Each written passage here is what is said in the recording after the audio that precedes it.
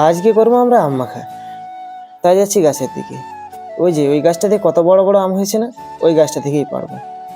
এরপর কিছু আম পেড়ে নিলাম। এই এতগুলো আম পেড়েছি আমরা। চলো এবার আমগুলোকে কেটে নেওয়া যাক। একদিকে আম কাটা চলছে, অন্যদিকে আমগুলোকে ছোট ছোট করে কুড়ে নেওয়া হচ্ছে।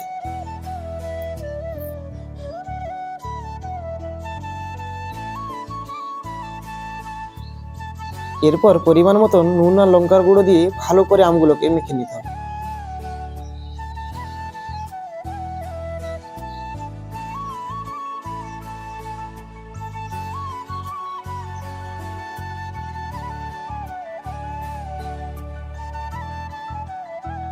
ফাইনালি আমাদের আম মাখা কমপ্লিট।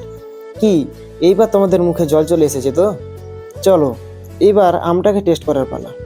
আমরা ততক্ষণ আম মাখা খেতে থাকি, আর তোমরা আমার ভিডিওটাকে লাইক কমেন্ট শেয়ার করতে ভুলো না।